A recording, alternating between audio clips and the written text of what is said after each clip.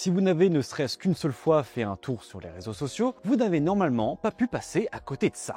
Quel est le meilleur film d'amour de tous les temps? À contresens. Je dirais à contresens. À contresens. C'est à contresens, franchement. Ouais, à contresens. Sans hésiter? Ah ouais, sans Bon banger. À contresens, à contresens, à contresens. Mais c'est quoi ce film? C'est quoi ce film qui se retrouve préféré face à des chefs-d'œuvre du cinéma comme Matrix ou même Le Parrain? Pourtant, si on se balade dans les commentaires ou on regarde les vidéos de certains créateurs de contenu, tout le monde semble s'accorder pour dire que ce film est une belle grosse merde. Et à vrai dire, j'en faisais partie. Et je n'en pouvais plus d'entendre à contresens meilleur film, à contresens le seul film que je garderai, à contresens le meilleur film d'amour. Sérieusement, ce film dont rien que le poster annonce une dope colossale serait le meilleur film de cette génération? Alors, je me suis dit que j'allais quand même commencer par lire son résumé. Noah, 17 ans, doit tout quitter pour emménager dans le manoir de William Lester, le nouveau et riche mari de sa mère. Noah rencontre Nick, son nouveau demi-frère, et découvre qu'il cache une vie de bagarre, de jeux et de courses automobiles illégales. Ni la rivalité permanente, ni l'opposition de leur entourage ne peuvent les empêcher de tomber secrètement et follement amoureux. Or, le présent turbulent de Nick et le passé orageux de Noah mettront à l'épreuve leur amour interdit. Honnêtement, je me suis dit, ça y est, j'en sais assez pour savoir que ce film est un étron magistral. C'est vraiment un gros tas de merde. Mais plutôt que de juger comme un simplet, enfin si, je me suis quand même dit qu'il devait y avoir quelque chose dans ce film qui devait plaire aux gens. L'histoire, la mise en scène, les acteurs, il doit forcément y avoir quelque chose. Alors, j'ai pris la lourde décision de le regarder et oh, bordel, j'étais pas prêt. C'était pire que ce que je pensais. Et pour faire cette vidéo, j'ai dû me le regarder deux fois. Vous vous rendez pas compte. Donc, mesdames et messieurs, bienvenue dans cette vidéo dédiée à la critique et à l'analyse du film À Contresens. Installez-vous confortablement et bon visionnage.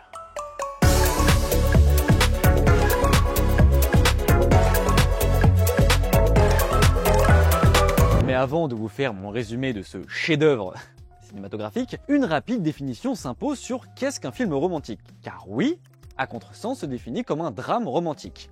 Et romantique, d'accord, je veux bien. Mais le drame, il est surtout pour ses spectateurs. Le genre film romantique répond à des codes spécifiques. Déjà, le film genre romantique au cinéma date du début de l'industrie cinématographique. Les films muets abordaient déjà énormément ce thème. Le genre, lui, se caractérise par l'accent mis sur une histoire sentimentale ou romantique entre plusieurs individus. Elle sert aussi de prétexte pour aborder des sujets de société. Il suit fréquemment une structure narrative typique. Deux personnages se rencontrent, font face à divers obstacles qui mettent leur relation à l'épreuve, puis finissent soit par les surmonter, soit par être vaincus, ce qui conduit ou à une fin heureuse ou dramatique. Il présente aussi plusieurs archétypes de personnages, comme l'amant idéaliste, le héros trop dark ou l'héroïne indépendante. Ces films abordent fréquemment les obstacles imposés par la société à la culture de l'amour, qu'il s'agisse de différences de classe sociale, de culture ou de pression familiale, et offrent ainsi une réflexion sur les enjeux sociaux liés aux relations. Et ces problématiques, vous vous en doutez, elles sont pas nées avec le cinéma. Les premiers écrits qui traitent du romantisme remontent à 1800 avant Jésus-Christ en Égypte antique. Si vous voulez, c'est tellement vieux qu'à l'époque, Stone Age, c'était THE Place to Be. Le genre, au cinéma, a gagné énormément d'ampleur dans la période de l'âge d'or d'Hollywood, donnant lieu à une diversification du genre. Comédie romantique, mélodrame et histoire d'amour épique. Cette période a vu naître des classiques du genre encore adulés aujourd'hui, comme Autant n'emporte le vent ou Casablanca par exemple. Pour la suite, vous connaissez, le genre a pris son envol à travers l'époque moderne avec des films cultes comme Titanic ou In the Mood for Love ou encore Eternal Sunshine of the Spotless Mind, avec des films un peu moins cultes aussi comme Love Actually ou Crazy Stupid Love, et des énormes daubasses comme Kissing Booth, et à contresens, la boucle est bouclée. Bon, maintenant, attaquons-nous à ce monument du cinéma. Pardon, j'ai dit un truc tellement fou que mon corps l'a rejeté là. Le film commence avec une jeune femme faisant sa valise. Elle ne prend que le minimum vital. Des figurines de basket, des bouquins, des baskets et un cadre contenant une chouette photo. On a ensuite le droit au générique du film qui consiste juste en un break familial qui roule sur les routes d'Espagne. Le titre s'affiche, Culpa Mia, qui en anglais est traduit par My Fault et en français, À Contresens. Et je ne sais pas quel est le délire qu'on a en France avec le fait de renommer des films avec des titres qui n'ont aucun sens, parce que là, donc à présent, le film aurait aussi bien pu s'appeler « Pardon, désolé, c'est ma faute » et il aurait bien eu raison de s'excuser ce film de... Je vous ai dit que j'allais pas être tendre avec le film ou pas? On découvre ensuite nos personnages principaux. Noah, qui fait la gueule en train de lire Orgueil et Préjugés, et sa mère, qui pour lui remonter le moral, lui fait une métaphore hasardeuse sur les jeux vidéo. Après lui avoir dit que c'était une grosse noob, les deux s'engueulent sur la raison de leur voyage. On apprend que Noah n'est pas super joyeuse à l'idée d'aller vivre dans la nouvelle maison de son beau-père. Elles arrivent devant la superbe baraque de milliardaire de son beau-père, et wow, celui-là c'est vraiment un rat. Je veux dire, il a des majordomes, des gouvernantes, des jardiniers, une fontaine au milieu de la cour, des dorures sur le portail, et le gars est pas foutu d'acheter une nouvelle bagnole à sa femme. Les riches, ça me dégoûte. Nous faisons la connaissance du charmant beau-père, Will, et on a l'occasion de constater que Noah est une grosse côte. Bon, ok, je me calme. Et on a l'occasion de constater que Noah traverse une petite tempête émotionnelle. Après un petit tour dans cette immense villa, Noah s'offusque devant sa nouvelle garde-robe hors de prix. Et bordel, 789 € la robe jaune, mais elle prend quand même un petit selfie parce que tant qu'à faire, autant foutre la rage au cops. Elle aperçoit le soi-disant parfait Nicolas, c'est pas moi qui le dis, commencez pas. Nick, le fils à papa, le gars parfait. Mais sa contemplation est rapidement coupée par... Qu'est-ce que c'est que cette sonnerie de gueulement? C'est sa meilleure amie qui l'appelle pour lui dire qu'elle est jalouse de son dressing. Puis Noah dit non, franchement c'est trop nul d'être riche, ouin. Elle va chercher un casse-croûte dans le frigo, puis fustige le fait qu'ils n'ont même pas un pauvre sandwich dedans. Et là...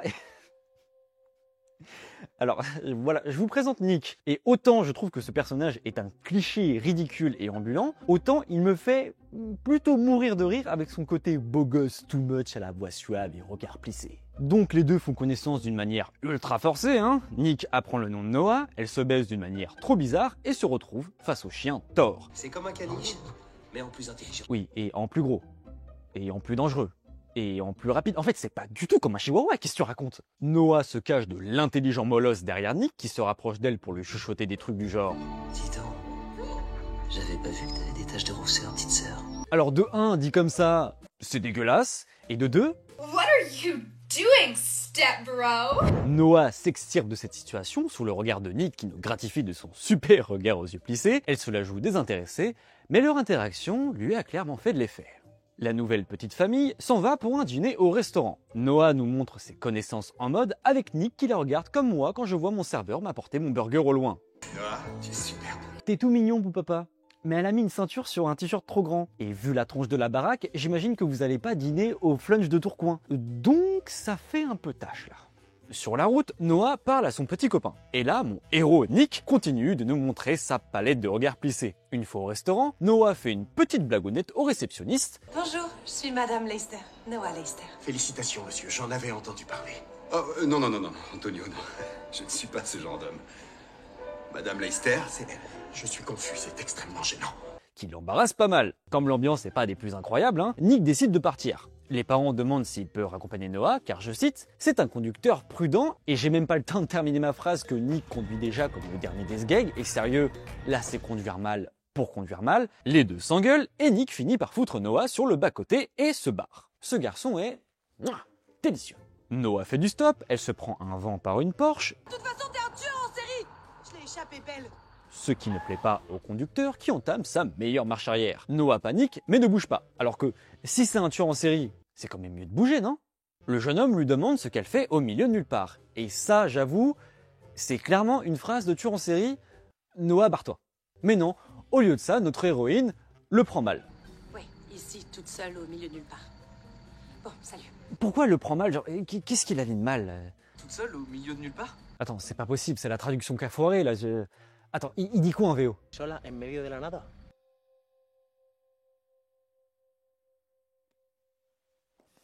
Le gentil jeune homme la raccompagne, ils discutent un petit peu, et Noah découvre qu'il va à une soirée, et que si Nick le chauffard conduisait aussi bien que moi pendant mon examen de conduite, c'est parce qu'il était pressé d'arriver à cette même soirée, car c'est bien connu. Y a pas de soirée sans Nick. À la soirée, c'est la grosse ambiance. Et lui, là, et je sais plus son prénom, donc on va l'appeler Felipe. Donc Felipe nous fait un petit peu d'exposition, en nous parlant des différents gangs de couleurs, vu qu'on est dans San Andreas, et nous rencontrons Ronnie, ce gentil monsieur avec une tête de Lucifer sur la nuque, fraîchement sorti de prison, sûrement pour se dégrader au canon scié, et voilà qu'on aperçoit Nicolas qui n'embrasse pas une, pas deux, mais bien 3 demoiselles. Embrasser, dirait surtout qu'il essaye de leur bouffer le visage. Comme Noah est pas super joyeuse de s'être fait abandonner au milieu de nulle part, elle va confronter Nick. Elle lui met une grosse patate dans sa face et les deux s'embrouillent encore. Nick recommence son numéro de What are you doing, step bro? Et on découvre le joli tatouage malabar de Noah qui signifie le côté fort. Ça, c'est fort. Oui, bon, bah, jugez pas, on n'a pas de budget, hein, ça va. Bon, après, il se passe tout plein de choses, donc je vais vous faire un résumé rapide, parce que sinon, on va y passer des heures. Noah se fait une copine, Yenna, qui lui dit de se taper un mec, de se bourrer la gueule et de retirer son soutif. Pas dans cet ordre. Nick lèche de l'alcool entre les seins d'une meuf, il fait un wad à Noah, Ronnie envoie un de ses sbires proposer un verre à Noah, Coca ou Morito? et Nick arrive à sa rescousse. Car même si le gars n'a pas juré solennellement que ses intentions sont mauvaises, elle l'était clairement. Ce fils de pute est connu pour mettre de la scopolamine dans le verre des filles. Et Noah en ressent déjà les effets. Ce film dit vraiment n'importe quoi. La scopolamine, ça met 2 à 4 heures à faire effet. N'importe quoi. Nick la ramène vite à la maison, Noah nous fait tout un discours philosophique sur le liquide que l'on boit sur les nichons. Mais en fait, ce film est bien plus profond qu'il n'y paraît. Et avant qu'il la mette au lit, elle lui demande s'il prend des stéroïdes pour avoir de tels muscles. You sure about that? You sure about that? Le lendemain soir, c'est course de voiture au programme. Et ça, c'est un grand truc d'un contresens. En gros, c'est une des 2 grandes passions de Nick. Ça et... La bagarre. Et ça veut se la jouer Fast and Furious dans les premiers volets. Mais c'est plus fast que Furious. Et c'est même pas si fast en fait. Vu que la course est toute mollassonne et qu'on ressent absolument aucune sensation de vitesse. Nick est déconcentré dans sa course car il voit Noah avec Felipe. Noah dit ça. Le problème, c'est le 6e virage. Il faut le prendre bien large et gérer le freinage, sinon tu quittes la route. Comment tu sais ça, toi? Bah comment tu sais, t'es une gonzesse. Ouais. Mais bon, Nick gagne quand même parce que... scénario, hein. Noah découvre qu'elle est cocu quand elle reçoit une photo de son gars avec sa meilleure amie. Quelle pute! Elle décide donc de suivre les conseils de Yenna. Danser en stop motion. Non, c'est pas ça. Maintenant, tu vires ton soutif, tu te bourres la gueule et tu te tapes un mec super canon. Ce qu'elle fait donc. Mais même si Nick s'en fout, ça lui plaît pas trop, donc il coupe court à la session et change de bave. Et il lui propose innocemment de l'aider à rendre son mec jaloux. Dans un but purement altruiste, n'allez pas vous faire des idées. Là, c'est le moment où toutes les minettes deviennent folles, hein, mais bon, si vous voulez, pour moi, c'était un jeudi. Et d'ailleurs, les gens là-bas, là, ils trouvent pas ça bizarre de voir les 2 frères et sœurs se bécoter? Ou je sais pas, c'est normal. Comme Ronnie, l'éternel loser, a compris que gagner à la loyale, c'était mort, il tend un piège à Noah pour qu'elle concourt à la place de Nick. Ça va être trop facile, c'est une fille. Vu que t'es une fille, je vais t'offrir 5 secondes d'avance. Ah bah voilà, vous voyez, il n'est pas si détestable que ça. Mais bon, comme on ne change pas un loser qui perd, Ronnie se prend une grosse branlée. Même en confondant course et auto-tamponneuse de la foire du trône. Et là, j'ai un problème. Non pas parce que, c'est une fille, elle gagne la course, comment ça? Non, parce que déjà, même si je ne me suis pas attardé dessus depuis le début du film, on nous distille dans plusieurs scènes le fait qu'elle s'intéresse aux voitures. Non, ce qui me dérange, c'est qu'elle n'a pas l'air d'avoir conduit depuis un moment, du moins ça ne nous est pas précisé. Surtout que là, c'est une voiture qu'elle n'a jamais conduite, sur un circuit sur lequel elle n'a jamais roulé, qu'elle est vraisemblablement bourrée, et que même si Ronnie est le dernier des teubés, il a l'air quand même d'avoir l'habitude de faire ça chaque week-end. Donc je trouve que c'est une mauvaise scène. Et autant je déteste ce film, autant ça aurait pu être une bonne scène. Mais finalement, il ne ressort que c'est l'héroïne, donc elle gagne parce que scénario.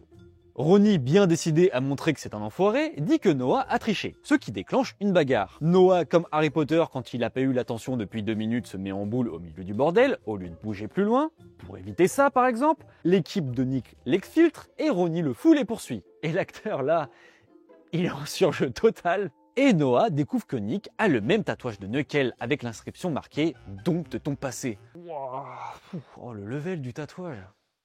Bon, ça commence à être long, et là en plus on arrive dans le ventre mou du film. Pas que c'était palpitant avant, hein, mais là ça devient encore plus chiant. Donc mesdames et messieurs, je vous invite à prendre place dans la file Fast Pass, qui va vous résumer la moitié du film, direction l'acte 3, qui nous promet des rebondissements palpitants. Vous noterez que je fais un maximum d'efforts pour vous garder concentré là.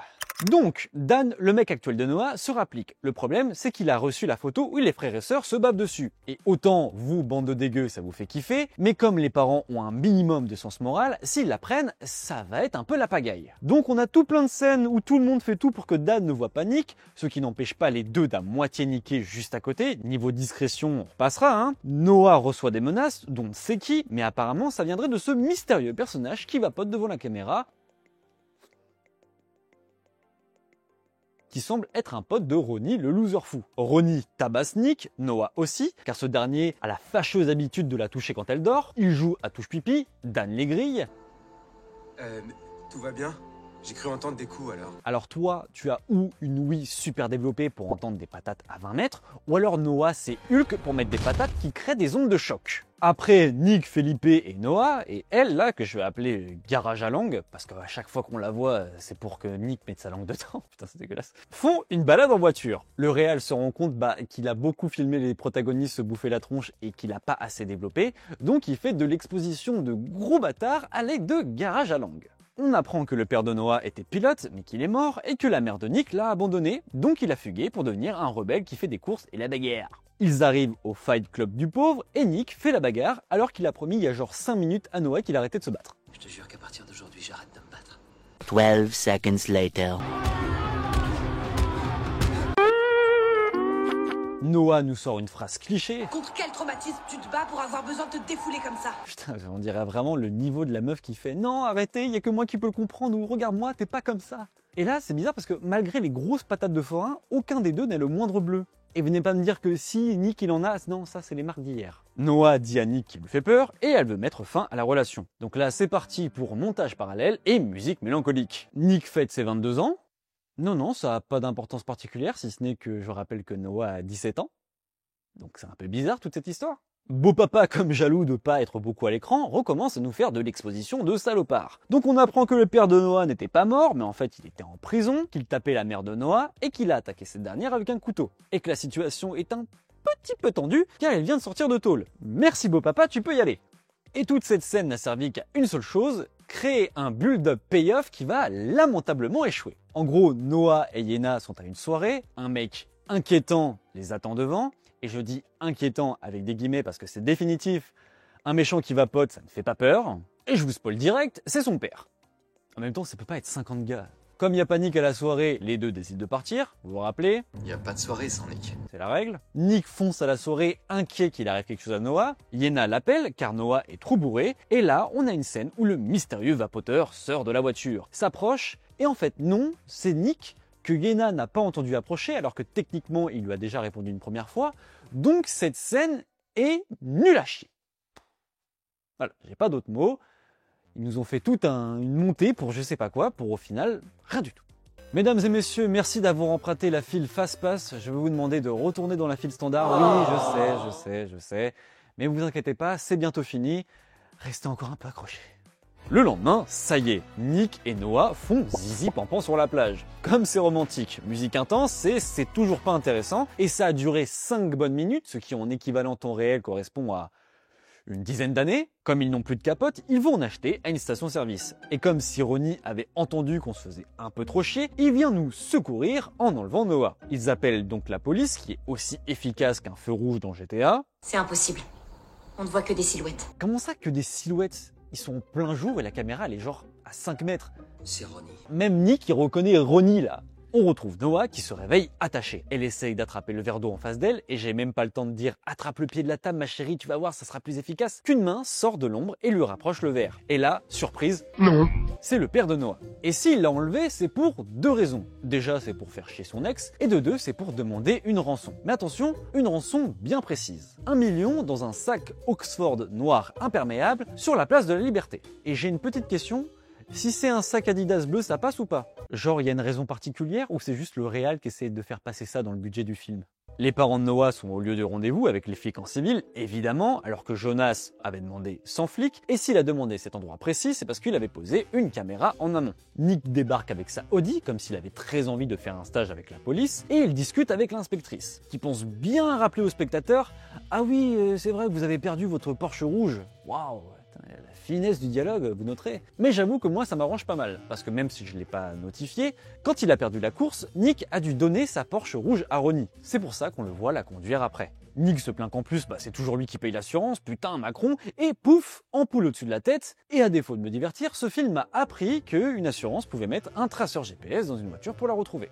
Jonas entend qu'il est repéré, et là commence la course-poursuite finale. Yes! Ah non, je suis pas excité pour ça, mais ça veut dire que c'est bientôt la fin du film. Ah, j'ai pas les mots là. Donc là, cut, travelling compensé et tête de constipé, Jonas tire sur son ex-femme. Mais Will utilise le sac Oxford noir imperméable rempli de bifton pour l'arrêter. Ah, c'est pour ça la demande particulière. Bah non, en fait, ça n'a aucun sens. Toi, qu'est-ce que tu fais là? Ce figurant, on dirait un aveugle qui cherche sa canne, pardon. Une voiture de police barre la route, forçant leur voiture à emprunter un ponton. Et là, c'est la confrontation finale. Les deux amants interdits se foncent dessus à vive allure, se comprennent sans même un mot, ils tirent sur le frein à main en même temps, dérapent et s'esquivent de peu. Et ça, c'est clairement de la CGI. Les deux se regardent, Noah hoche la tête pour montrer qu'elle a compris. Toujours de la CGI, elle se baisse et là le flic tire sur Jonas. Et c'est complètement con.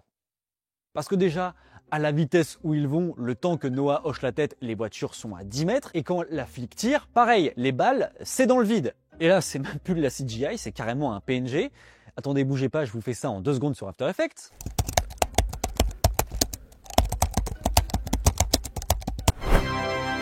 Voilà. Bref, Jonas est mort, Noah retrouve sa mère, Nick a la coupe de son Gohan Prime, et tout est bien qui finit bien comme c'est émouvant.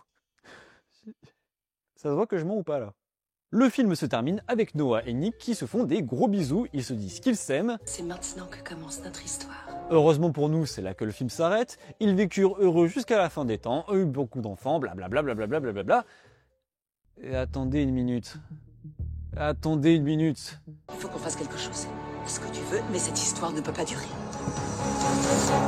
Donc le film, avant de mourir, nous offre potentiellement une prochaine suite avec le fait que les parents ne supportent pas de voir la relation, mais je suis dans un cauchemar.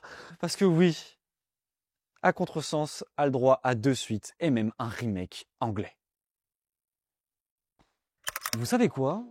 Pendant un moment, j'ai eu espoir. Pas que ce soit un bon film, non, faut pas déconner, mais j'ai eu espoir que ce soit un nanar, ce qui l'aurait rendu un petit peu attendrissant. Mais passé le premier visionnage et la découverte des scènes clichés et des choses ridicules, qui m'ont fait un peu rire, je l'avoue, il en ressort que le film est juste un navet qui n'est pas du tout drôle, mais juste très nul. À part cette scène qui m'a fait franchement rire, là, avec le figurant qui fait n'importe quoi, franchement 2 secondes sur un film de 2 heures, ça vaut pas le coup. Il y a trop de choses qui vont pas, à commencer par l'histoire d'amour en elle-même. Je ressens jamais la chimie des protagonistes, ou plutôt je la trouve méga forcée. Et c'est pas les 50 scènes de bisous qui vont me convaincre de quoi que ce soit. Le jeu d'acteur est cliché, la mise en scène est ultra basique, même les scènes d'action sont molles. On se fait chier, sérieux. Ça utilise de la CGI pour des trucs basiques, le développement des personnages et de l'intrigue est carrément inexistant s'il n'est pas dit par la bouche des personnages. Les situations n'ont aucun sens et en plus c'est long. D'un sérieux, 2 heures pour ça? Bref, vous l'avez compris, ce film est une purge. Et attention, il n'y a pas de mal à aimer les navets. Par exemple, moi j'adore la course aux jouets, mais j'ai jamais prétendu que c'était un bon film. Comme je peux pas vous laisser dire que À Contresens est un bon film. À la rigueur, c'est un plaisir coupable. Mais quand vous le dites, dites-le à demi-mot et surtout, ayez un tant soit peu de honte. Je vais m'arrêter là, je pense que vous avez un petit peu compris l'esprit, pas besoin de développer davantage. Maintenant, on va se pencher sur le côté production et origine du projet. À Contresens est à la base une romance Wattpad. Et non, c'est pas une blague. Enfin, si à la base je voulais en faire une blague, mais pendant mes recherches, j'ai découvert que c'était réellement une romance Wattpad. Sa parution a commencé en 2015, mais c'est devenu une série de livres comportant 6 tomes écrits par Ron Mercedes qui ont commencé leur parution en 2017. Sur Amazon, la note est de 4,7, avec plus de 2000 retours utilisateurs. C'est donc un gros succès. Et évidemment, quand il y a un succès sur un livre, on commence rapidement à parler d'adaptation. Et sur la partie production, ça va être très rapide parce qu'on n'a pas beaucoup d'infos. Tout ce qu'on sait, c'est que le film a été réalisé par Domingo González, qui n'a travaillé qu'exclusivement sur la saga en tant que scénariste, réalisateur et monteur, mais qu'il a aussi réalisé et monté un court-métrage en 2003 appelé Super Friends contre Professeur Vinyle, et c'est trop bien. C'est une espèce de parodie live-action des Super Nana et franchement, ça vaut le détour. Vraiment, si vous avez quelques minutes, je vous conseille d'aller le voir parce que c'est franchement drôle et plutôt bien réalisé. Ça dure que 16 minutes, donc franchement, foncez. Et vous n'avez même pas besoin de comprendre l'espagnol pour passer un bon moment devant, je vous l'assure. Le tournage a commencé début 2022 et s'est terminé en juin 2022 avec une post-production d'à peu près 1 an car le film est sorti en juin 2023. Et même si j'ai du mal à comprendre pourquoi, le film a été un énorme succès sur les plateformes et pire, le film espagnol le plus vu du monde. On parle quand même à la base d'une romance Wattpad, c'est du délire. Et comme ça a été un énorme succès et que le film s'est créé une solide communauté qui est venue se greffer sur une communauté de lecteurs déjà bien engagés, évidemment des suites ont été mises en chantier, et même des remakes avec My Fault, la version londonienne sortie en 2025. Ce film est considéré par énormément de personnes comme le meilleur film romantique, mais sérieusement, regardez Titanic, regardez In the Mood for Love. Même la romance de The Amazing Spider-Man 2 entre Peter et Gwen est plus touchante que la frauduleuse relation Nick et Noah. Vraiment, je comprends pas le succès et l'engouement autour de ce film. Mais vous savez quoi? Si vous avez aimé cette vidéo et que vous me le faites savoir, je m'engage. Je m'engage à me regarder le deuxième film et en faire une critique pareille. Et peut-être le troisième et peut-être le remake londonien, mais il va vraiment falloir me convaincre. Merci d'avoir regardé cette vidéo, n'hésitez pas à commenter, liker et partager, ça aide énormément la chaîne. N'hésitez pas aussi à me suivre sur mes différents réseaux, j'y partage beaucoup de contenu autour du cinéma. Et moi je vous dis à la prochaine pour une nouvelle vidéo ciné. Salut!